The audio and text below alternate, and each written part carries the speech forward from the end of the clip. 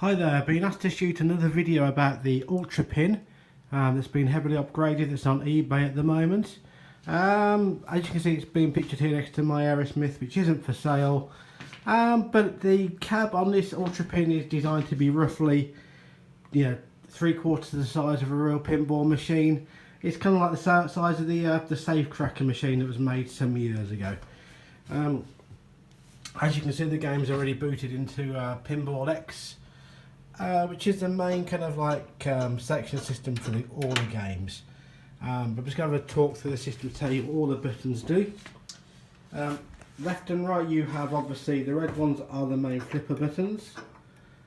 Now above this is the control buttons, which also do things like they do the nudge in the Pinball Effects 2 games, and they also do things in the menus like move a whole letter.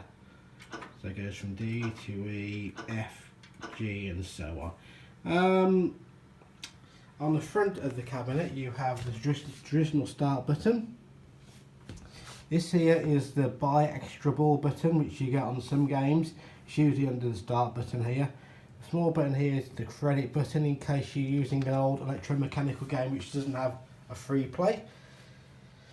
On this side you have exit the current game, and this is obviously the plunger, and underneath is another plunger button for games like Attack from Mars that use a button rather than the actual launch unit there.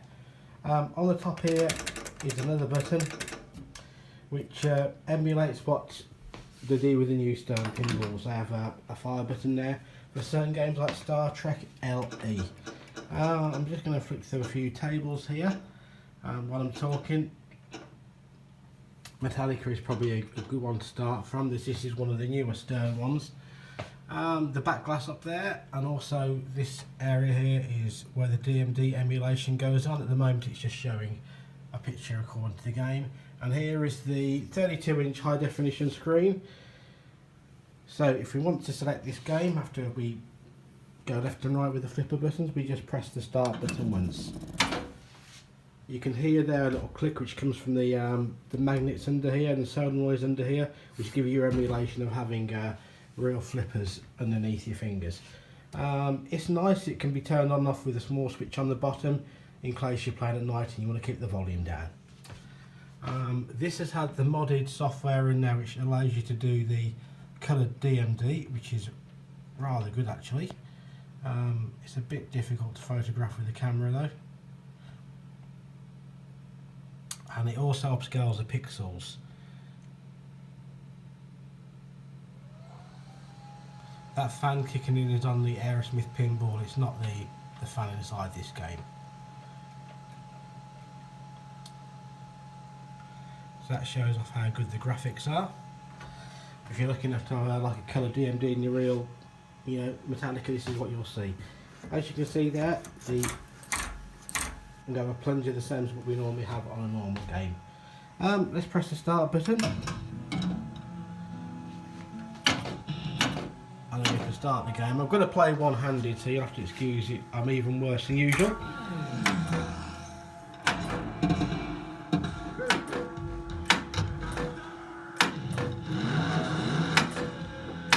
So obviously all the tables are actually based on the real games, and it uses the real software you get, and the picture quality is absolutely lovely on this. I'm getting right up close now and you can see the details.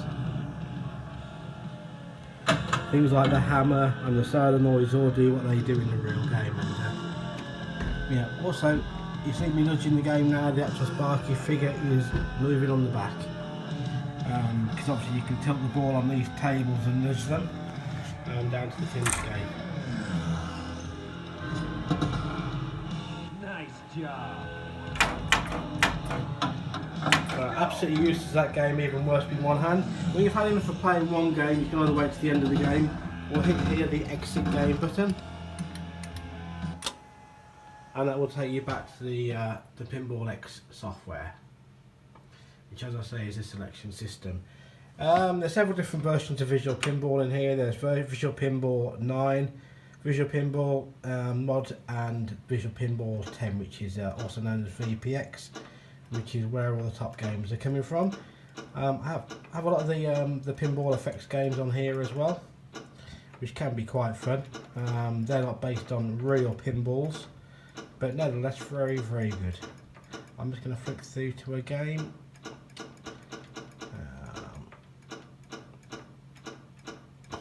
I'm just going to mumble against myself here.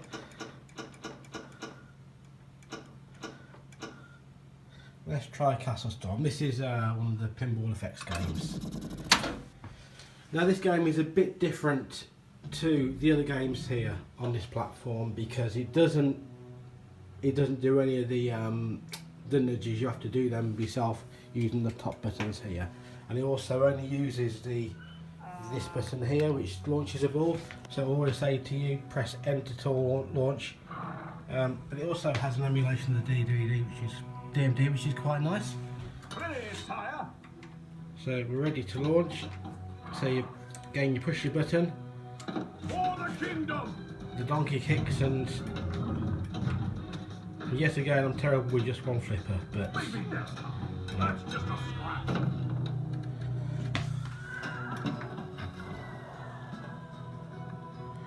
these games are all good.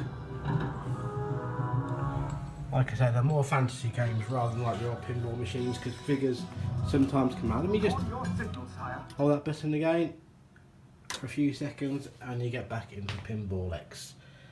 I'm just going to open the coin door and show you some of the guts of the game. Okay, inside the game you can just about see the big sub there. There's a fan in the bottom. There's also a, let's see if I can get a bit of a better light in here. There's a PC at the back there. There's some circuit boards there which control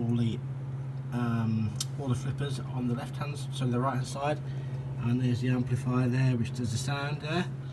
And just inside the door here there's some buttons which you'll be you're used to if you're going to be using the traditional pinball games, because you can actually change the settings in the ROM. That's not a very good light there at all.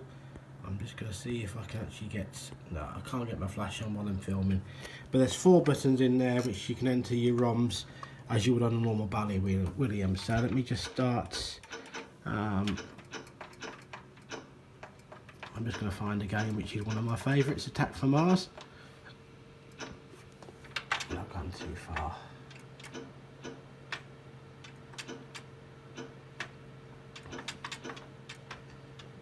We're just going to go for any, so must be something near here that I like.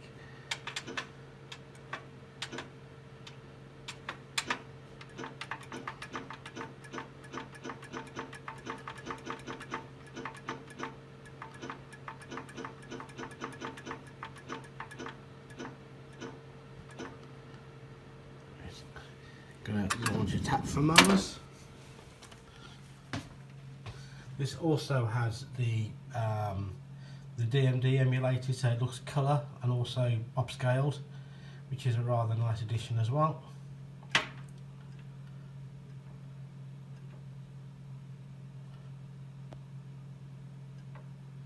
Rather nice. Beside there's a little switch by the door here, which I press once, and it emulates me opening the physical door on the pinball table, so I can use the buttons now to go into the software, and you can make all adjustments. By extra ball you can change that to 1 credit. So that's all we're going to do. So we press the escape button there and press the door button once more, and now we can actually close the door. The Earth is being invaded by flying saucers from Mars!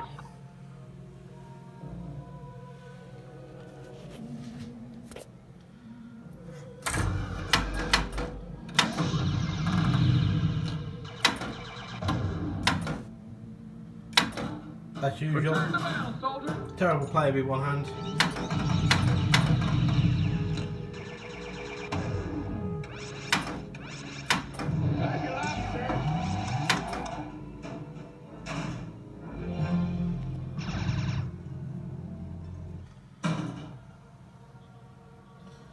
Wish I could actually put this on the stand and show you what it's like playing with two hands, but I can't. I'm not really here to demo my pinball playing, and as you can tell I haven't scripted any of this.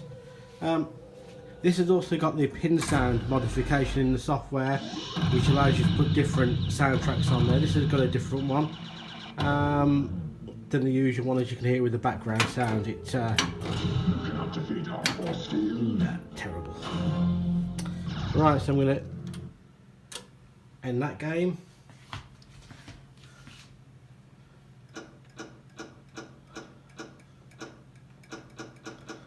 I'm just going to show you on, let's go for AC/DC Back in Black.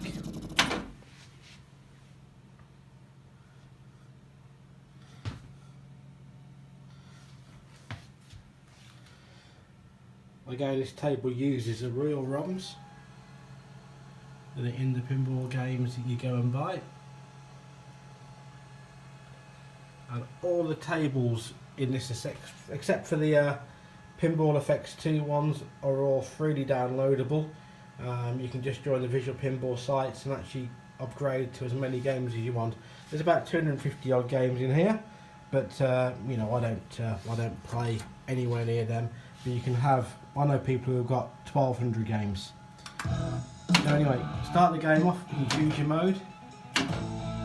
Now, as you may or may not know, with an AC/DC pinball, you use this button to launch.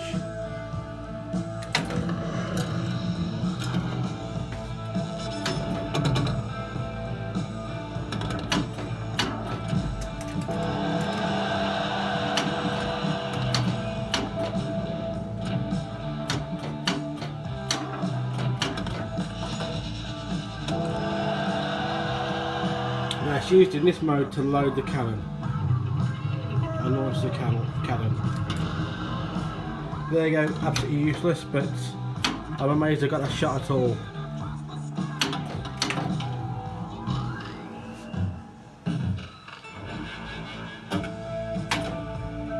Right, I'm just going to exit this game by holding down the button. So when you finish playing with this cab of an evening or whatever and you want to turn it off, you don't just turn it off by the plug, because that will ruin the software eventually, because it is Windows based. It runs Windows 10 in the background. So what you do is you press the exit button once on the front, you get this menu up, you can go to exit. What that does, it allows you to launch Windows. So you can use a keyboard, which is also included, like a wireless keyboard, so you can upload all the new software in there as and when you wish to, or you can just keep playing these 235 games. There we are. So you scroll down to the next one, shut down, and then you just press the start button on the front, and it basically shuts down the whole system. All the power goes off as soon as the computer's finished. So if you want to turn it back on again, there's a single button under here. You push that once, and then of course the game will start to boot up again. But I don't feel you really need to go through that. If there's any questions, give me a shout. My email is doc, which is DOCK @sky.com. So if you want to have a chat with me, you're more than welcome to do that. So thanks for watching this video, guys, and I'll see you later, and hopefully one of you guys will be going home with this great looking table and have plenty of years for now to this.